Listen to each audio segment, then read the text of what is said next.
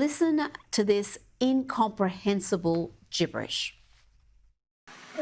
All the projects, the benefits. How do you lead the world without having the best infrastructure in the world? How do you lead the world without having the best healthcare in the world? How do you lead the world without having the best education system in the world? How do you lead the world when you don't have that done? What do you say to that? Joining me now is Newsweek Senior Editor-at-Large and Article 3 Project Senior Counsel Josh Hammer. Josh, if the goal of that exercise was to convince the American people that Joe Biden was and is cognitively sound, well, it was a massive failure. Yeah, Rita, at what point do we just start, charging Dr. Jill Biden, so-called Dr. Jill Biden? I mean, at what point does she just start getting charged with elder abuse? I mean, that is clearly what is going on here. I look at clips like this, and I genuinely ask, and actually my wife and I were talking about this, what are they trying to do? I genuinely do not know what they're trying to do. Now, there are a lot of rumors floating around here. It's not entirely clear which rumors are true, which are not true. Apparently, the Biden family is actually hurting financially, and I have a guess as to why. It's because the big guy is not in power anymore, and Hunter Biden is not able to basically use that for influence to bring money into the coffers of the Biden crime family bank accounts, right? So there are all sorts of rumors that Biden is going to try and take a massive book contract. Not that he's going to write a single page of this book, but he's looking for ways to make money. So I maybe that's what's going on here. Honestly, I think what's probably going on here, Rita, is actually even sadder than that. I think what you're looking at is a man who has been in the public sphere here in the United States for more than half a century. Joe Biden first became a U.S. senator from Delaware in the early 1970s. He simply does not know anything else other than going out before cameras, other than trying to be a public figure. The problem is that he's literally just not capable of doing it mentally, intellectually, physically at this point there. And it's really, really, really profoundly sad. But I guess if you're Biden and you're trying to get a book contract and you're willing to basically embarrass yourself before a global TV audience to get a few more dollars into the Biden crime family coffers. I guess they're looking at this and thinking, well, we managed to fool the world for 4 years whilst he was the most powerful man in the world. We had the bulk of the media in on this ruse that he was in charge, he was cognitively sound, he was up to the job. And I think with these books coming out now about his time in office and some of those books being penned by leftist authors, he's trying to counter that, but it's not working. Every time he's in front of the camera, you are reminded of why he should have never been in that role. Now, let's talk about US President Donald Trump announcing on the weekend that India and Pakistan have agreed to a ceasefire. He wrote, after a long night of talks mediated by United States, I'm pleased to announce that India and Pakistan have agreed to a full and immediate ceasefire. Congratulations to both countries on using common sense and great intelligence. Thank you for your attention to this matter. Now, how tenuous is this peace, this ceasefire, Josh? And what can you tell me about President Trump's offer to work with these nuclear-armed nations to come up with a solution over Kashmir?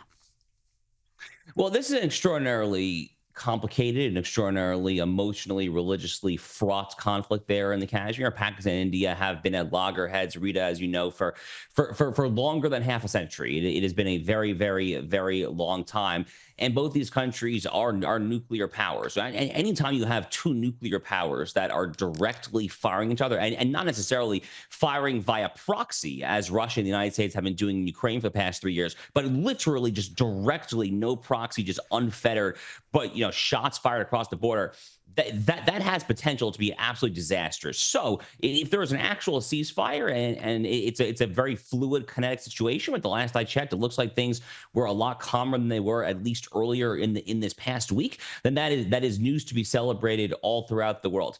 I think that America fundamentally, and Donald Trump is the right person to do this, has to reassess its relationship with these two particular countries. So back during the Cold War, India was part of the broader Soviet sphere of influence there. They were cozy with communist China, with apartheid South Africa, and so forth there. So the United States made a decision to ally with India's rival Pakistan. That decision might have been correct at the time. It has not been particularly sound, shall we say, in retrospect. Let's not forget that Osama bin Laden was actually found in Pakistan. Pakistan is increasingly a radical Islamist nation there. America's ally in this conflict is no longer Pakistan. It really actually is India. America and the West in general, Australia, Western-style countries really ought to stand shoulder to shoulder with India for what my money's worth in this conflict there. I think that Donald Trump's the right guy to make inroads there with Modi and the leadership in New Delhi, and I look for those inroads to hopefully continue. Donald Trump has announced that an American-Israeli hostage held by Hamas since October 7, 2023 is coming home. Trump wrote, "I'm happy to announce that Eden Alexander, an American citizen who has been held hostage since October 2023, is coming home to his family. I'm grateful to all those involved in making this monumental news happen. This was a step taken in good faith towards the United States and the efforts of the mediators, Qatar and Egypt, to put an end to this very brutal war and return all living hostages and remains to their loved ones." Josh, this development comes as reports of a growing rift between Donald Trump and Benjamin Netanyahu emerge.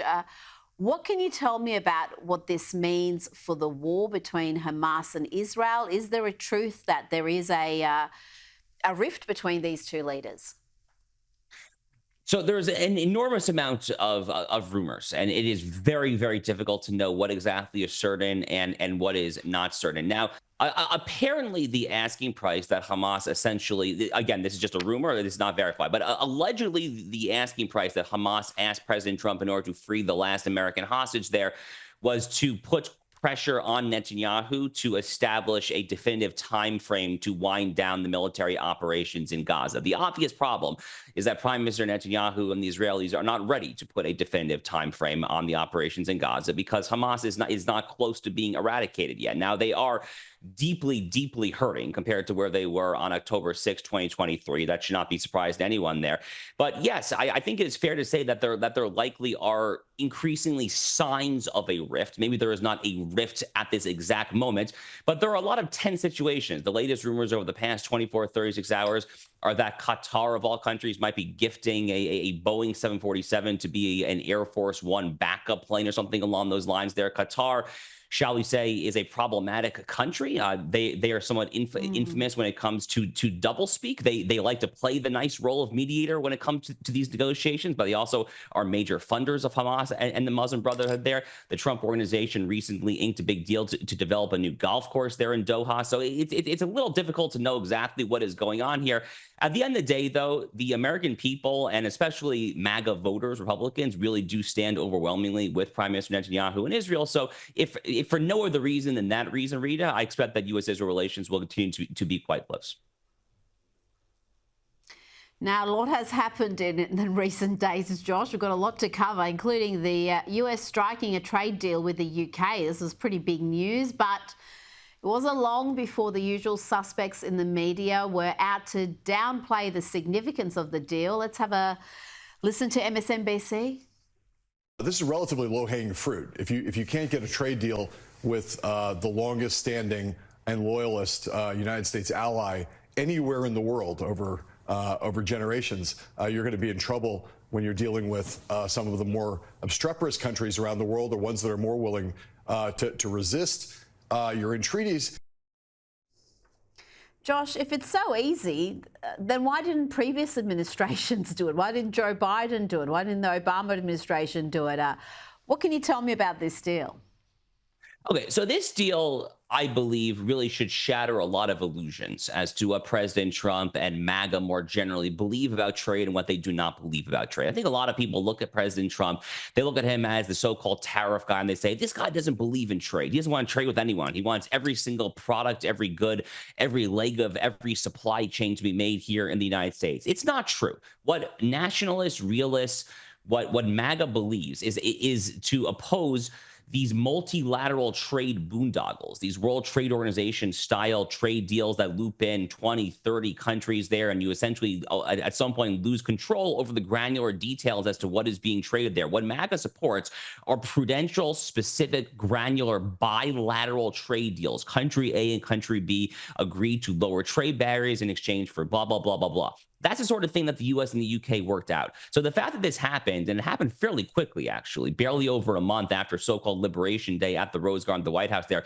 that actually ought to be an incredibly auspicious and positive sign when it comes to other countries that are looking to negotiate, though. By the way, in response to that clip that we just heard from that, rather upset leftist, shall we say there, I would like to just say one thing. The UK and the US do have a special relationship, but the US also got its independence from the UK over 200 years ago. And in fact, if you go back and look at the American founding, Alexander Hamilton published his report on manufacture, and he presented it to Congress as the nation's first Treasury Secretary in 1791, specifically making the argument that the United States had to be trade independent of Britain, because otherwise it would not be a successful nation. So it's actually a very long history of America trying to get independent from Britain there. So actually, it's probably a bit of a bigger deal from a kind of a longer form historical view than this kind of, hurt left-wing commentator would care to point out, shall we say. And I would say there's plenty of other countries, including my own Australia, that would think we are as a bigger allies and to the US as the UK is. So for the UK to get this deal first, I think we'll be wanting to be next in line to strike a deal. Are there other deals that are imminent? Are you hearing other countries are close to an agreement? Well, Scott Bessent, the Treasury Secretary, he was in Switzerland this past weekend. So he was meeting with his Chinese counterparts in Switzerland there. Look, Donald Trump put on social media, on Truth Social, the White House actually put out a formal official statement saying that a trade deal had been reached with China. Now, there's not a whole lot in the way of details there, but presumably there's something, because, this came out not necessarily just from social media, but the White House literally put it on whitehouse.gov from their verified social media accounts there. So hopefully we learn more. That's probably going to happen in real time here in the next 24, 48 hours or so. But it looks like U.S.-China could have an off-ramp to this trade war sooner rather than later, which is probably a good thing for consumers, as long as Donald Trump and MAGA and America get concessions out of it. As long as there's something to actually point to and say this is actually a win, then I will be optimistic for it. But again, the devil will be in the details in that one. Now, we're seeing more leftist officials being arrested. Funnily enough, when you break the law, you'll end up in handcuffs. Here is Newark Mayor Raz Baraka, who was arrested at an ICE facility. That's the US Immigration and Customs Enforcement detention facility that opened last week.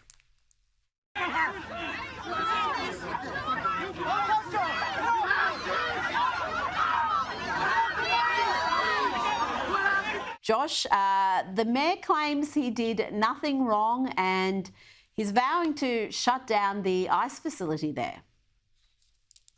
Rita, if I didn't know any better, if I saw this clip in a vacuum of a government official barnstorming a federal immigration facility there with anarchic intention, with the intention of undermining and subverting and, dare I say, seeking to, on a smaller scale, potentially overthrow one facet of the federal government, if I were being a little bit more, shall we say, a little more diabolical, I might say that this looks a heck of a lot like an insurrection. Because that's basically what it is. This is essentially a blue state mini insurrection there.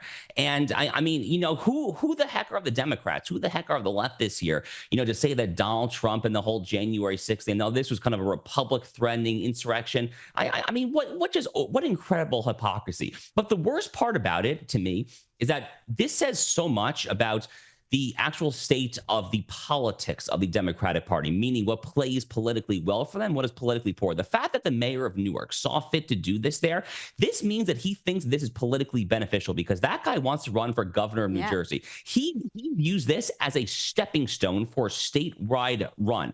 What does it say? That a stunt like this, an insurrectionist stunt, seeking to get arrested, a photo op in handcuffs, that apparently makes you a star in today's Democratic Party. What does that say about that party? Obviously nothing particularly good, that's for sure. I could not believe the antics afterwards, Josh, because he was on every network playing the victim, pretending like this was political persecution.